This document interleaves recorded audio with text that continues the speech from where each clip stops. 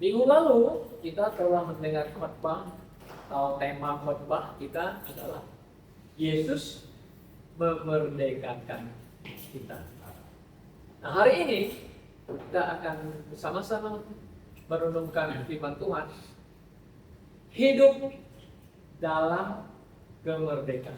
Oke, mari kita lihat firman Tuhan di Galatia. Mari kita lihat di Galatia. Di Galatia. Saya tidak akan baca semuanya, ini sudah dibaca minggu yang lalu. Jadi saya hanya mau baca di ayat yang ke-13, ya, Galatia pasal 5 ayat yang ke-13. Saudara-saudara, memang kamu telah dipanggil untuk merdeka. Tetapi janganlah kamu mempergunakan kemerdekaan itu sebagai kesempatan untuk kehidupan dalam dosa, melainkan layanilah seorang akan yang lain oleh kasih. Jadi saya kasih itu hidup dalam kemerdekaan. Saudara mungkin pernah dengar, ya kan? Amerika dulu adalah bagian dari British United Kingdom, ya, United Kingdom dari Britania gitu ya. Oke. Nah, setelah mereka berontak, gitu, dan mereka melepaskan diri dari Inggris menjadi Amerika Serikat, dan para pendiri Amerika adalah orang-orang Kristen yang dulu pernah hidup di Inggris, karena di Inggris tidak ada kebebasan untuk beribadah atau mengadakan kebaktian, tidak bebas bicara. Maka itu banyak orang-orang Kristen dari Inggris pergi ke Amerika. Nah, yang sangat terkenal itu yang kapal itu yang bawa mereka itu Mayflowers. Sampai di sana mereka sudah bersepakatan, kita membangun Amerika dengan negara yang bebas beribadah, bebas berpendapat, bebas memberi opini, dan bebas, tentu bebas dalam hal hak asasi manusia harus dihargai. Nah, makanya Amerika, ya, prinsip-prinsip hidup atau kenegaraan atau kepemerintahannya itu didasarkan kepada liberty. Nah, kata liberty itu King James pakai di Galatia 5 itu liberty, stand in the liberty, kebebasan, dan juga demokrasi of Amerika. Nah, maka itu setelah mereka merdeka, mereka bebas beragama, mereka bangun gereja, membangun prinsip-prinsip pemerintahan berdasarkan prinsip-prinsip Alkitab. Maka itu tidak heran Amerika diberkati oleh Tuhan. Nah, setelah mereka menjalankan kemerdekaan 100 tahun, mereka membangun satu patung yang sangat terkenal. Nah, saudara tahu itu, di ada pulau kecil di New York itu namanya patung Liberty. Wajahnya patungnya perempuan memegang obor di atas mereka. Nah, saya berbentengi hanya kecil fotonya. Nah, itu adalah membuktikan kebebasan Amerika Serikat. Namanya patung Liberty. Ya, patung Liberty artinya bebas kita harus beragama, bebas beribadah, bebas kita boleh pergi menginjil orang dan sebagainya. Dan tetapi, nah, karena kebebasan itu sudah hampir 250 tahun kemudian, saudara. Hampir sekarang nggak 250 tahun ya.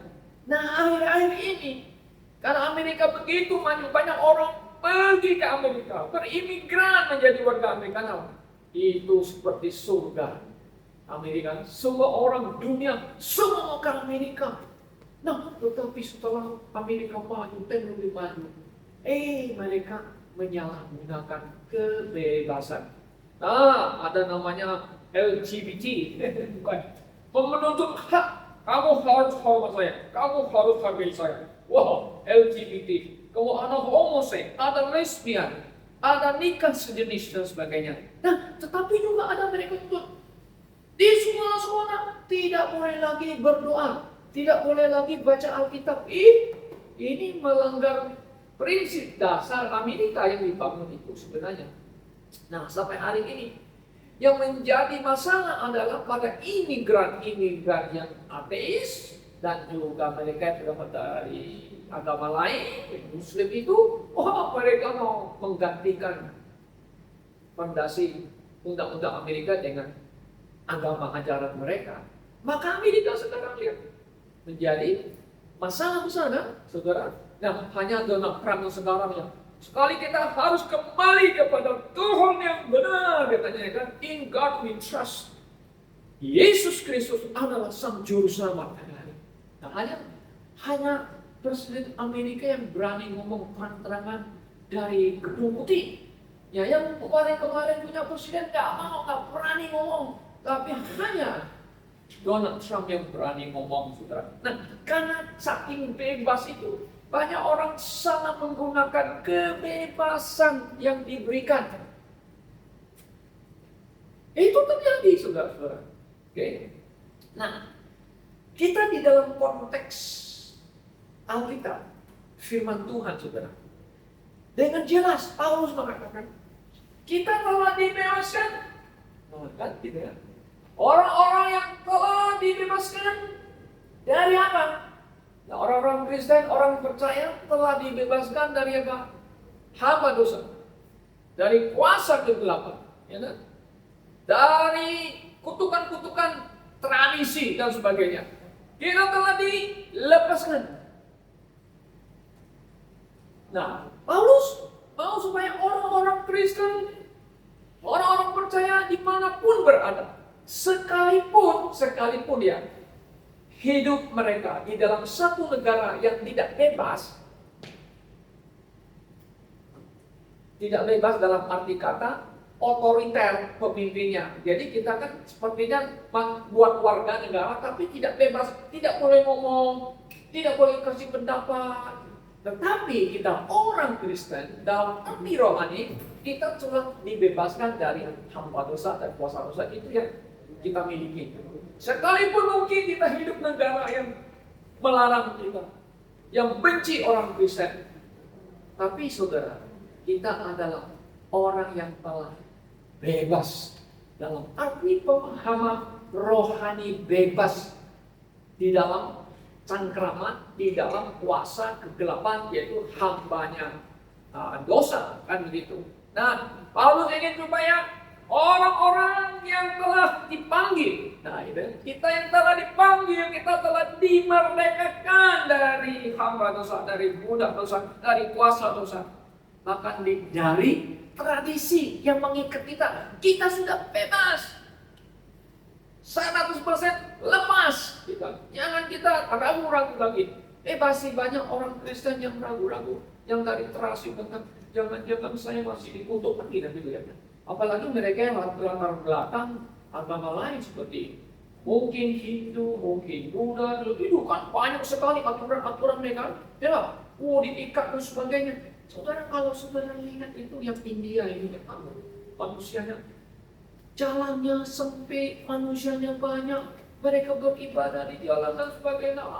Mereka diperbudak oleh apa? Kuasa kegelapan yang luar biasa.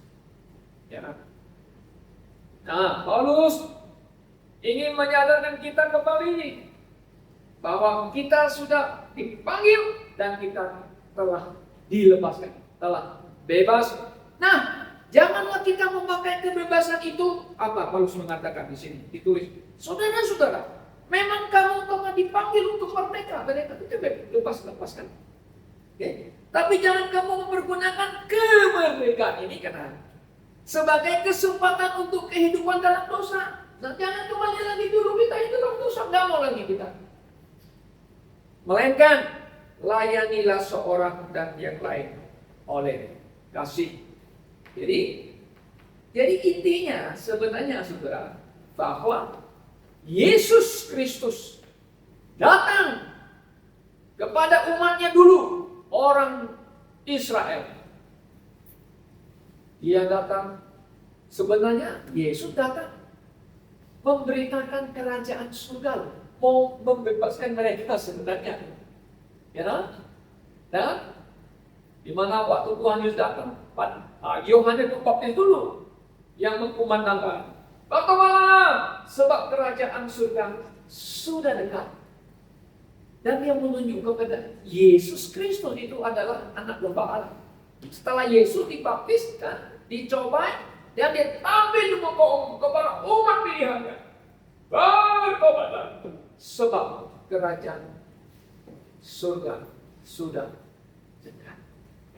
Nah, saudara, kalau orang Yahudi secara bangsa menerima Tuhan Yesus, mereka tuh akan dibebaskan dua hal. Jasmani, di mana mereka dijajah oleh Romawi, dan mereka akan dipulihkan kerajaannya jauh. Yesus akan menjadi raja. Tetapi karena mereka menolak Yesus, akhirnya apa? Yesus tidak membebaskan mereka. Dan mereka tidak mendapat kebebasan, tidak dilepaskan dari apa? Dari dosa dan dari hukum Taurat. Kenapa? Karena menolak Yesus Kristus. Nah, puji Tuhan, di mana kasih karunia Allah yang diberikan kepada kita bangsa lain, sehingga kita menerima kelepasan, kebebasan. Yesus mati adalah untuk melepaskan kita dari hamba dosa dan dari hukum Taurat. Kenapa hukum Taurat? Hukum Taurat. Jadi kita tidak perlu lagi sekarang mentaati hukum Taurat.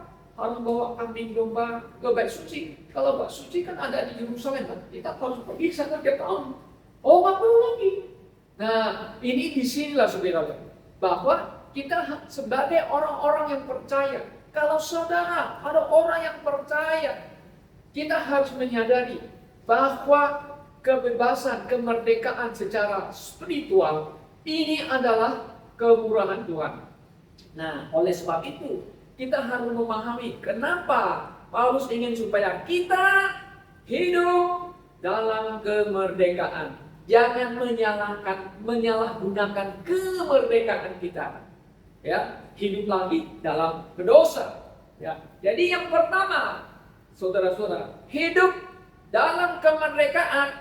Yang pertama, kita harus menyadari bahwa kemerdekaan yang Yesus berikan melalui kematiannya, melalui darahnya yang menebus kita, itu adalah kemurahan Allah. Kemurahan Tuhan, yes. Ini adalah pemberian Allah dalam Kristus. Ya kan? Sangat jelas. Nah, dalam arti teologi, kita kan dibebaskan kan?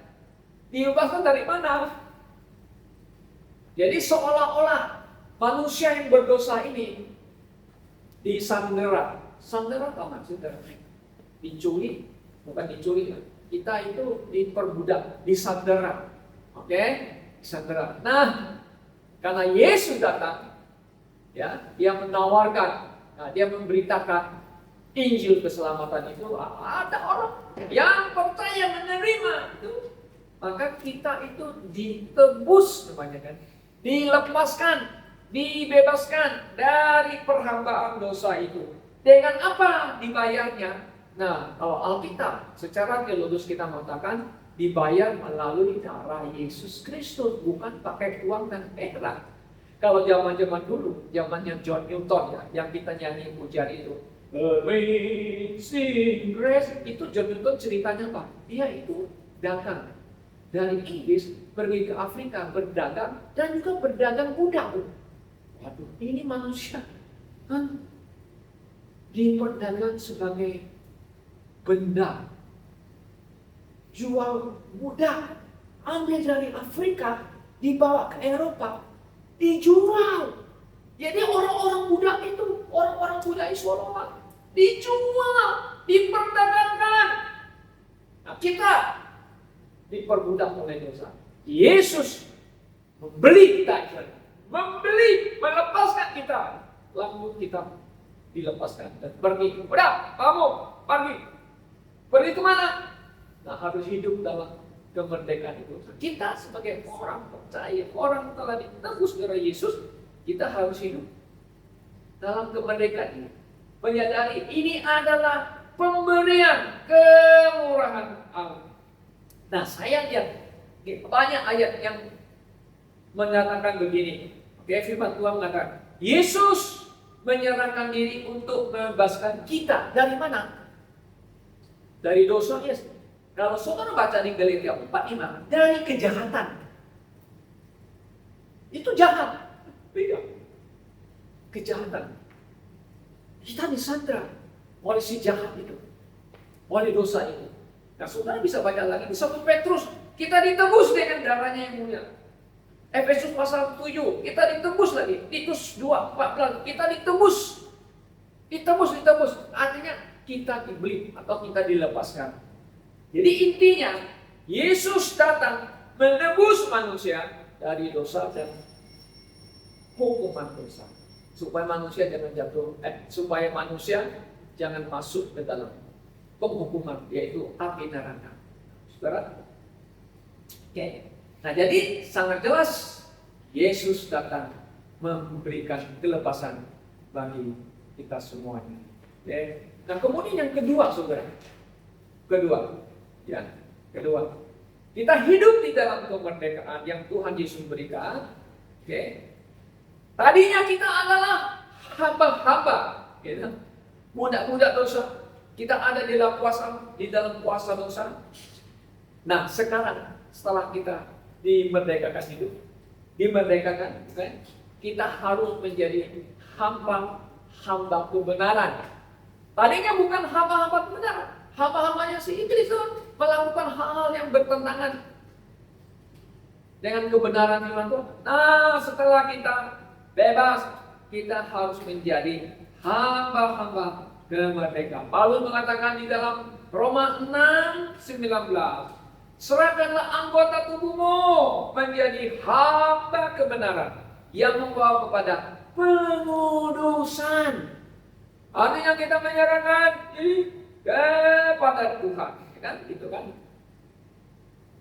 Sebagai hamba kebenaran dan menjadi hamba melakukan apa yang Tuhan maukan supaya mengalami kehidupan kita ini pengudusan. Makin hari makin kita dibenarkan, dibetulin, dipenakkan sifat karakter kita. Ya, dari yang ada namanya pengudusan. Oke, jangan kembali lagi sebagai hamba apapun juga. Nah, Paulus juga mengatakan di Galatia 5:13, ya kan?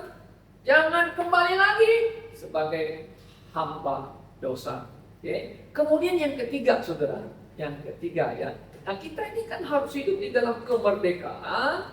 Oke. Dulu kita ini adalah penurut atau pengikut dunia ini. Sistem dunia ini. Nah, sistem dunia ini kan dikontrol oleh si jahat. Jadi dengan kata lain, dulu kita ini pengikutnya si iblis. Nah, kita melakukan hal-hal yang iblis yang ingin kita lakukan. Ya, kita mencuri, bohong, menipu orang, membunuh orang, kan begitu. Ini kan pengikutnya iblis. Merampok orang, membenci orang. Bukan pengikut. Dan setelah kita dibebaskan, ini ya, kita bukan pengikut lagi dunia ini. Tetapi Paulus mengatakan kita harus menjadi the followers of God. Anak-anak yang menjadi pengikut Allah. Di Efesus pasal 5 ayat 1. Orang Kristen harusnya menjadi pengikut Allah. Nah, kalau kata pengikut Allah di situ, pengikut, the followers, ini terjemah bagus. followers. Bukan imitate. Imitate itu sama kadang-kadang orang meniru-niru. Kita tidak mau meniru, tapi kita pengikut Allah. Kalau pengikut Allah, kalau kita lihat apa yang Yesus ajarkan di Injilnya, kita harus menjadi the followers of Christ. Jadi pengikut Allah sama arti pemahamannya pengikut Yesus Kristus.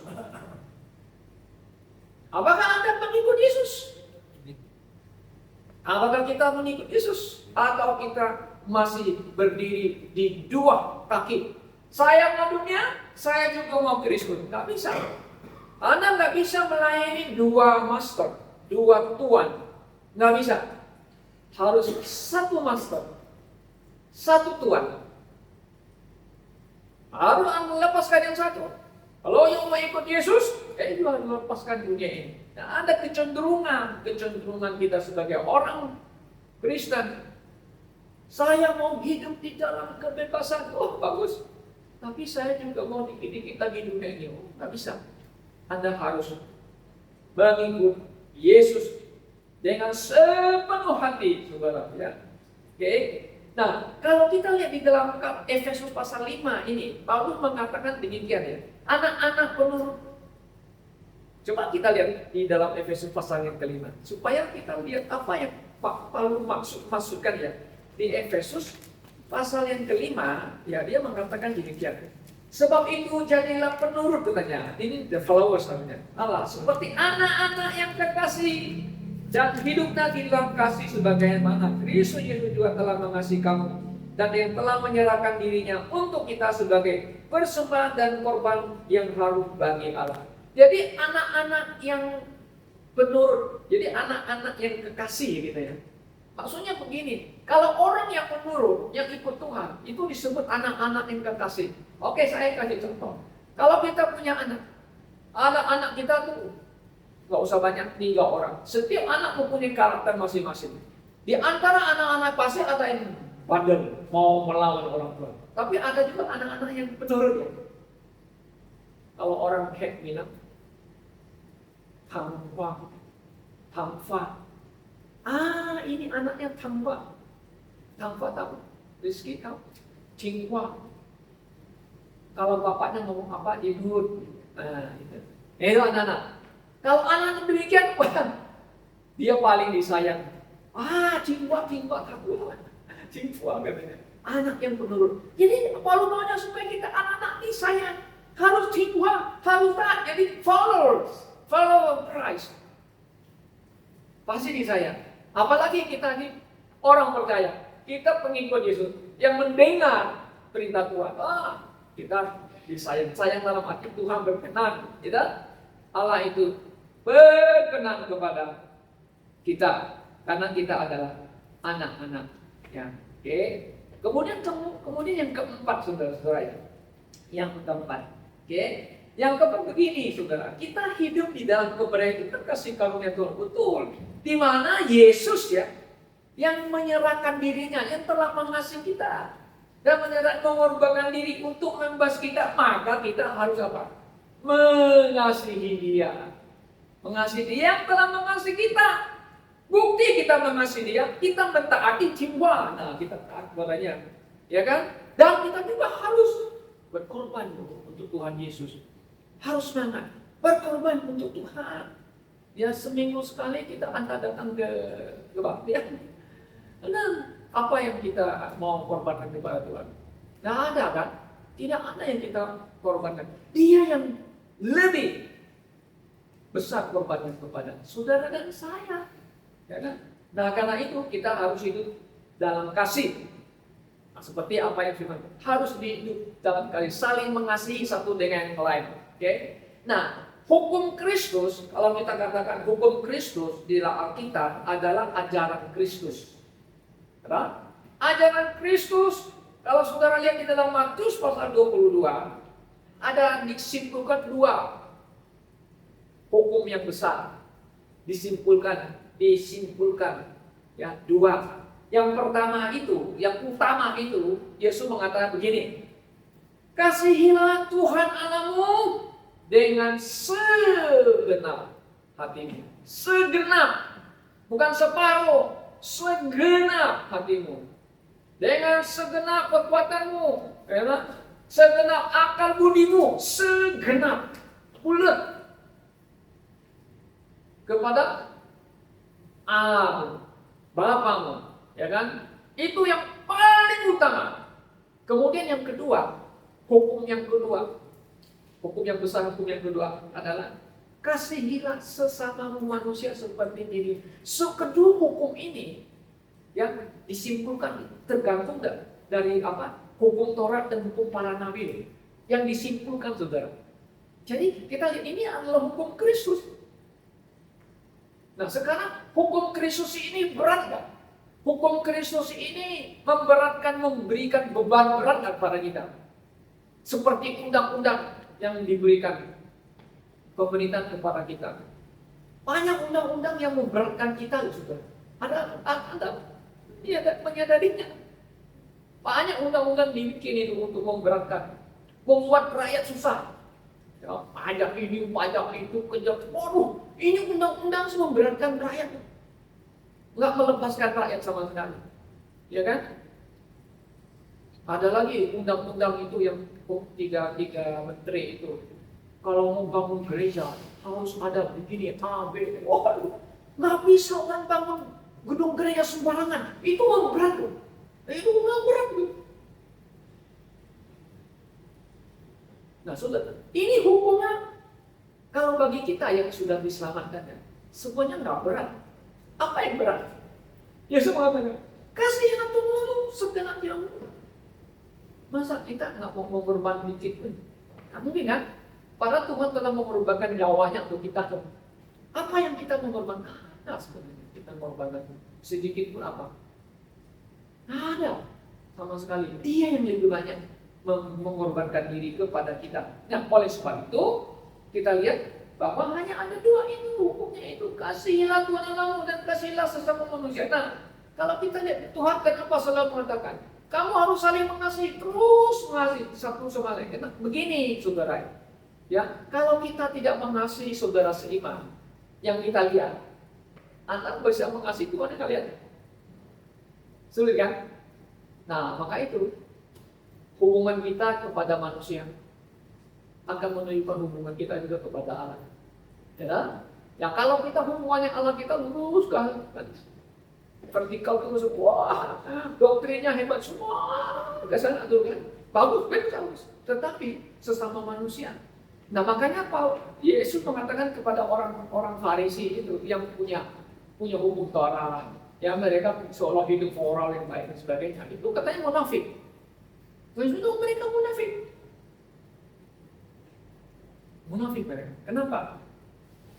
Karena mereka hanya tahu hukum Taurat, mereka menjalankannya dan melakukannya itu yang menurut legalistik hukum Taurat itu, dan tambahnya lagi adalah ajaran manusia. Karena itu Yesus marah dengan mereka, itu munafik. Kenapa? Mulut mereka memuji Tuhan, nah mulut hanya ngomong, tetapi hati mereka jauh daripada Tuhan. Jadi ibadah mereka, nah kata ibadah itu, kata di sini worship, cuma acara mereka, potong domba, potong kambing kepada Tuhan, bayar itu, bayar ini. Katanya Tuhan bilang semua itu percuma, tidak ada. Kenapa? Karena hati mereka itu pada Tuhan itu nggak benar. Apa yang mereka lakukan itu hanya tradisi manusia. Yesusnya mereka Yesusnya mereka benci dan mereka menolak Yesus sendiri kan, bahkan dihukum mati. Coba bayangkan, ya. Jadi percuma mereka itu menyembah, percuma. Jangan sampai kita sebagai orang Kristen, nah, di mana kita telah merasakan kebebasan yang Tuhan berikan kepada kita secara spiritual, dan kita masih hidup di dunia ini, ya, di dunia yang negara yang sudah merdeka, tapi kita tidak hidup di dalam kebenaran Tuhan, gitu loh. Nah, ada guna kan? Ibadah kita, wah bagus, wah ramai dan sebagainya.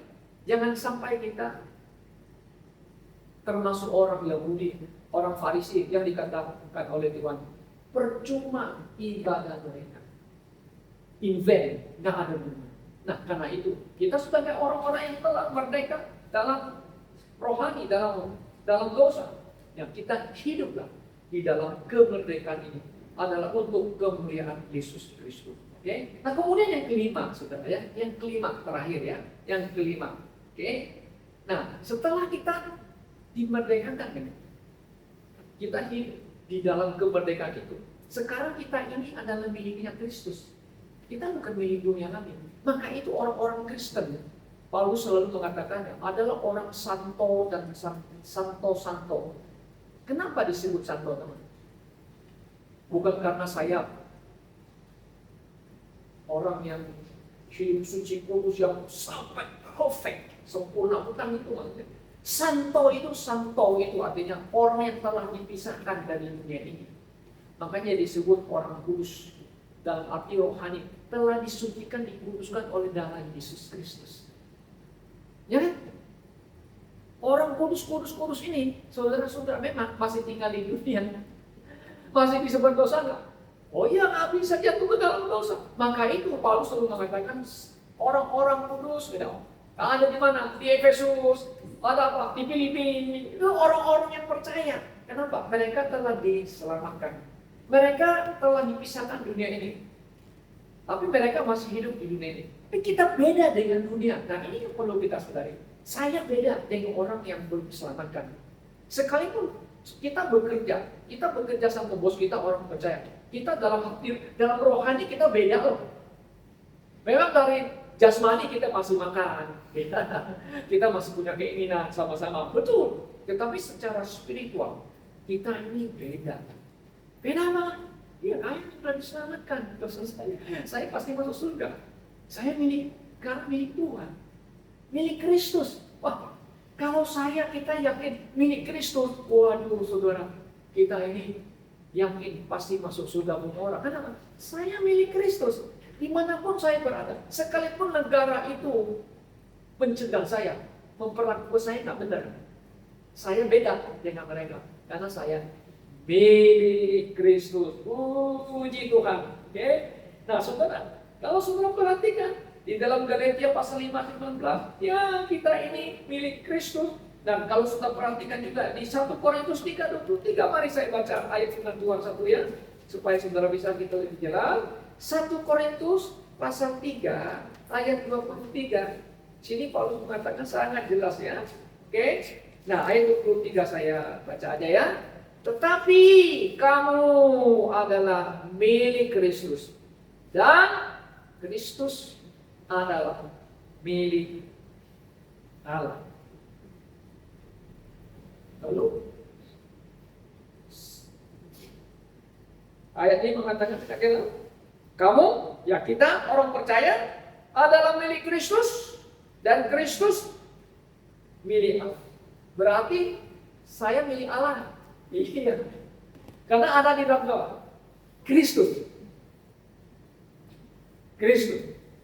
Kita milik Kristus karena telah ditebus oleh darah Kristus.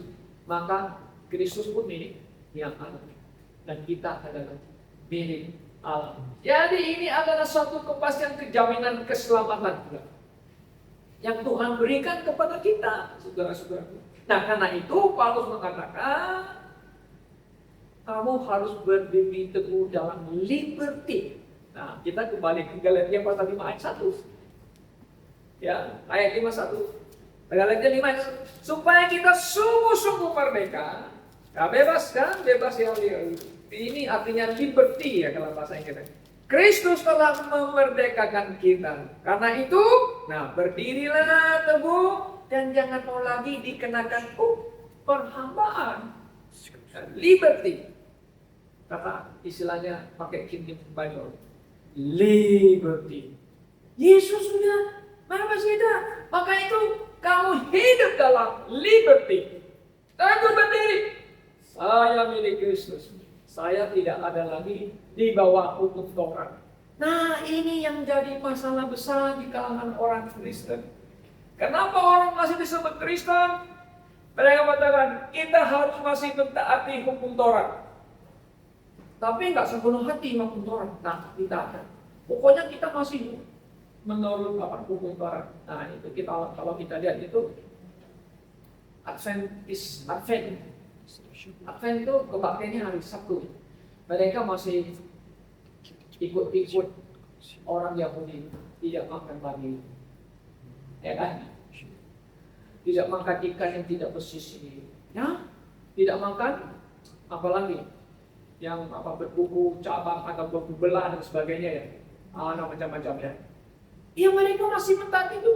Betul. Kalau orang sakit, Adventist, tidak boleh infus, ya, pengobatiannya, ya, nggak usah infus, nggak boleh infus mereka. Jadi ya saudara kita orang-orang yang berbahagia. Kenapa? Kan dari awal kan saya mengatakan kita dibebaskan itu adalah kemurahan Tuhan. Satu keselamatan kita sudah diberikan, roh jiwa kita, ya, betul nggak? Memang kita masih di dunia ini, ya kita bisa hidup di negara yang sudah merdeka, ada juga yang istilahnya tanda kutip belum merdeka, tetapi kita beda dengan dunia ini. Kebebasan kita ada di dalam, terjamin dalam Kristus. Maka itu kita sudah bebas, kita harus berdiri teguh, jangan mau lagi diperhapuskan, jangan mau ikut lagi. Itu pun Taurat, nggak mau lagi. Kamu orang Kristen, you tinggal di negara kami, you harus ikut budaya kami. Gimana? Bilang, no, tidak mau saya. Kita dianiaya kan? Iya betul, memang itu. Kenapa? Karena kita beda dengan dunia dan kita ini miliknya Yesus. Kalau orang milik Yesus sudah miliknya Allah, kita pasti mendapat banyak tantangan, kesulitan, dibenci, kan begitu? Ya, kalau Anda menjadi orang Kristen nggak dibenci, puji Tuhan, puji Tuhan. Nah, kalau kamu ikut-ikut mereka nggak dibenci, hati-hati Anda, jangan kompromi sama mereka. You punya agama sama saya, kita masuk surga, saya juga masuk surga. Di sini letak bahayanya, sangat bahaya. Ini kan sekarang kan sudah terjadi, saudara-saudara ya. Apa yang terjadi dengan Kristen atau yang terutama kekristenan Protestan. LC, the Modern Church, gereja itu, kita harus kembali ke Modern Church. Ngerti? Faham saudara? Ngerti? Nah sekarang kan mereka bilang, memang kita asalnya dari sana semua, maka kita harus dukung, kita harus kompromi dalam arti ya kita kembali kepada gereja induk kita yang semula. Sangat bahaya, sangat bahaya saudara-saudara. Tapi kita bersyukur kepada Tuhan. Paulus mengatakan, kita harus berdiri teguh dalam liberty. Kita tidak ada di bawah hukum Taurat lagi. Dan kita sudah lepas dari semua perhambaan dosa dan tradisi manusia. Saya hidup bebas. Nah, kalau kita sudah hidup bebas, bukan berarti kita harus boleh lakukan segala sesuatu dalam kebebasan. Tidak. Tapi kita harus ikut apa? Prinsip-prinsip Alkitab, firman Tuhan. Harus kita lakukan dalam hidup kita sebagai orang-orang yang percaya. Ya kiranya Tuhan menolong kita hari ini ya, supaya kita bisa memahami dengan jelas ya, bahwa saat sekarang kita hidup di dalam kemerdekaan. Kemerdekaan yang dalam arti rohani. Ya kan? Memang Indonesia sudah merdeka. Betul? Ya, tetapi ada satu bapak. Waktu ada acara 17 Agustus itu kan saya diundang. Ya, jadi tokoh-tokoh masyarakat termasuk pendeta diundang. Saya diundang. Ketemu seorang bapak, saya salah ngomong. Bapak, merdeka. Apa yang merdeka? Apa? Bapak ada merdeka katanya. Ini bapak. Umurnya tahu nggak berapa? 92. Bapak umur berapa? 92. Wah, ada merdeka. Dia nggak jawab saya, nggak balas. Saya bilang merdeka. Bilang apa yang merdeka? Dia cerita begini. Saya umur sekarang 92 tahun. Apa yang merdeka? Ada merdeka. Dia mau apa lagi? Bapak ini sudah sudah hidup dari zaman Presiden pertama sampai hari ini.